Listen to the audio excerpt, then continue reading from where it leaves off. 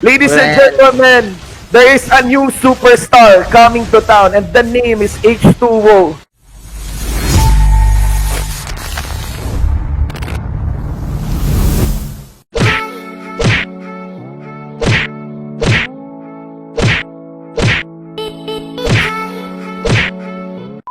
Din lang napasukin yung buong Blue Fire just to soak up the damage. Kasi right after mo, pwede nang tapusin ng mga carry nila. Nakuha ni H2 tol, ganun lang, simpleng talon lang. Ni-reverse time siya, H2 will be diving in. Dragon darating na lang rin, no? Black Dragon form. Chester for the backline, Secret wants to go for that one. I'm not sure if the kill will be completed. Mega kill already for NB. There is the gun was done in. Agad yung batuan ng damage, yung hindi pa ready maglaro yung mga, ano, yung community against Bruno. Parang ganun yung vibes ngayon with YSS. Now, na-set upan dito si Creepzoo. You know, those kind of free kills, binibigay mo sa NXP, automatic and they will take advantage of that. There is the kick onto H2, hindi na follow upan kagad. He got damage for reals, for serious. Parang pick up. To be honest, yung papalink ko pa dito ni Cripso was the one who's giving NXP Solid a hard time para pag pumapasok. Yun yung parang nagiging initiation nila bukod sa reverse time. Yeah. And ito lang. So, sige, dahil wala na yung Digi, eto na yon, set up na. Pwede nang bumuelo si Yawi. Double kill, tol. H2 na H2. Sabay takbo. Kasi gagawa niya na yung kanyang misyon. Habulin na lang din doon ni Paring Chu. Chismis yan, mga kaibigan. That's gonna be the Slayer against the Digi na tinatabaho ni H2 dito. Limbs also delivered towards critical health. In-expect nila actually, they want to contest it. Alam nila na papasok si Yawi doon sa crab coin take. But unfortunately, walang nakuha ang next play solid. Kung hindi aware yung blacklist doon, probably that was a pick-off para sa next play. And that is a very bad mistake from Aqua. That's quite uncalled for. Kasi face check talaga yon, anong napakalinis. It got cash in quick by next play solid. Bilis na scaling, ang ganda ng brush sa likod. They will commit. Andun na si H2, tumalon si Yawi. There is the follow-up. Beautiful play na ginawa agad ng mga membro dito ng next play. Limbs tries to corner in. Makakuha na kill kay Yawi pero hindi na mahalaga kasi yung damage na binubugan dito ng next play sobra-sobra. MB na pasobra yata ng Abante doon. Nakakuha ngayon ng kill si Cho. A lot of time, lalagyan lang siya ng ano dito. Reverse time, force the flicker against Rene J. Bumati dito si Secret. Sumipa si Rene J kaagad, napakabilis. Flicker out si Secret dito, ang dami nang na-burn ng next play. They need to walk out. Mainit yung comp. Ang init ng comp sa early game no? Oo.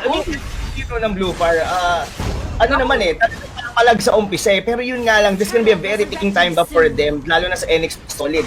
Lalo na pagka yung power spike ni H2 which is right now. Ito na nga, next play solid. Maybe siguro depende. Ang maganda dito, yung threat ni Yawi, wala na talaga. Because the Fatal Leaks, automatic talaga time journey. Dragon form again, haharap si MB. Unseen, cannot be seen anymore into the map because he's gone. There is gonna be their angry activated dito. Pahabol para kay Cripzoo. Tumanak out from the Jeet Kundu ni Rene J. MB here will not be swinging in. He will be swinging out. Kailangan respetuhin dito na next play solid yung combo ng Gatot Kacha and ng Carmilla. Paring Sindu, there you go. That is the Mountain Shocker again. Yeah, last insanity na binurn din dito ni MB. Binati sila kaagad ng meteor shower. Next are gonna be going down. There goes for the Basim. Eso naman sa may pinakalikod, masyadong malalim. That's it. 2-4 na in exchange for the turtle. And, well, textbook talaga dito. Yung next play lagi. Mga kaibigan, Louie will be deleted here. No minion J. Yeah, walang minion wave muna dito. May konting stall out pa. Pero dun nilapag yung Zenbon Zakura. Blade of Tempest, kumbaga, mula kay H2, mga kaibigan. Focus kay Secret once again. It gets shut down. Si MB na maalam dyan. But minion wave is still not there. Double kill for H2. There's a minion wave coming in. Ay, nako, tol. Alam mo, hindi na uso yung I love you ngayon. Alam mo ba yun, tol? Ano na ba uso ngayon, Kuya Shinbu? Gusto mo ng kape?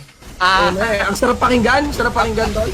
Abangan nyo na pag sinabihan kayo ng ganyan. Walang kape. Uy, so dito, syempre pinasimulan. Fender Airstrike already been down. Here comes Rene J, targeting full clip. Maganda sana yun, full clip in third person. Nakita siya ni MB, pumasok si H2 and that's it. Welcome back, tol. Welcome din. At dito si H2 went for the tower dive. Dance around like on Pounds Palayo. Goes for the human form. Hinabol ni Edward doon. At yun, nakatakas din. Parehas lang tayo ditong baguhan. Tingnan natin kung sinong mas uhaw.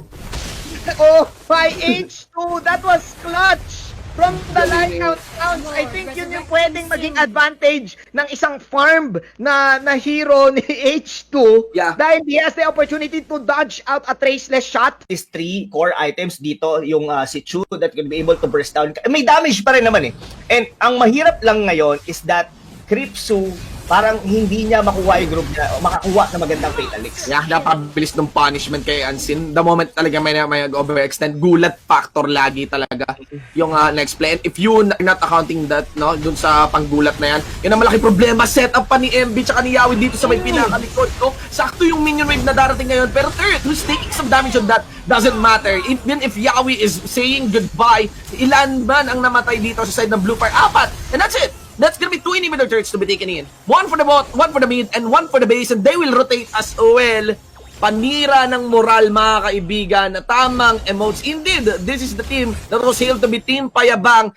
Yung Hellcurt, si Renny J. Pero bago ko sinasabi yan ha, may laban dito sa bandang gitna. H2O, saan na lang mag-isa pero may shield. Buhay pa din, kabisado yung range. Yup. Yung Look at Summon that. Force. Mga Wow. kaibigan, along with Yawi as well. Lumonlay na dito ang NXP. Solid mga tol. Goes for MB. Take up some turret. Hit. Pasok si Cass. There's the kill on to Yawi. And of course, King Judge dito. Mabout ulit torchback. Pero H2O, siya na bahala dito. Goes for the chase down. Was able to get another kill. And walang malakas sa marami, tol. Wala Diba? na talaga, men. I think nakailang panood na yung breakpoint na mga ganong galaw na paring Renny J. Habang Summon Force nandito na doon ni rotation ring, meron pang last insanity sa Bog. Si paring Cass. At ayun, naabulin pa nila si Scofield. Napakabilis with the snap.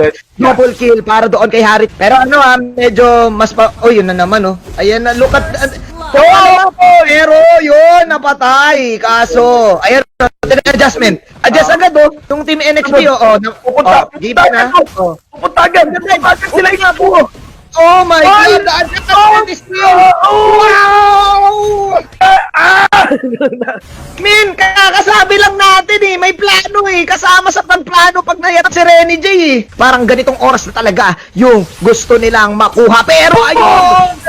Ambush! Double Sabay. kill from Sabay. H2O.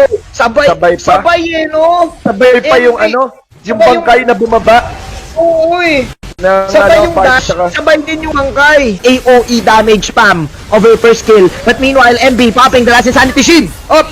Talagang tol, pag nauna yung NXP, bayad na bayad. Killing spree. Late na. Yung entrada dito na ginawa ni parang King Judge. You got torchback. Triple kill already. Unlucky for H2O. Down under. He will be destroyed. Shut down by the BNK, mga kaibigan. I'm not so sure paano na-lockdown na itik trap yata. Damage talaga ng Luyi. But in the middle side, King Judge, hirap na. Oh no! Even popping the Avatar Guardian para makawala. Oh! That's bad Really? news. Dahil That's- magkakaroon si H2O. Jay Schofield. Madadad siya dito yung synchropinsion pero yung apoy mula doon sa flamethrower ay hindi. 7-1. Oh my God. Can you spell? Can you spell? What can you spell? Who can stop talaga? May namatay dito. Sino nga ba? Yung dalawa para sa side ng Chick at mukhang matitira na lang. Oh no! H2O dito, he will re-engage. Iniwanan sa slaughter site. Si MB naman may iwan dito sa may pinakagitna. Dumating pa rin si H2O after dash kill. And that is the mega kill secured. Chester Bennington. I swear to God, man, I'ma make it soon. Silence all the haters as they see us making moves. I do what I want, so I got nothing to prove. Staying motivated, teaching others what to do. I'm staying focused, my mind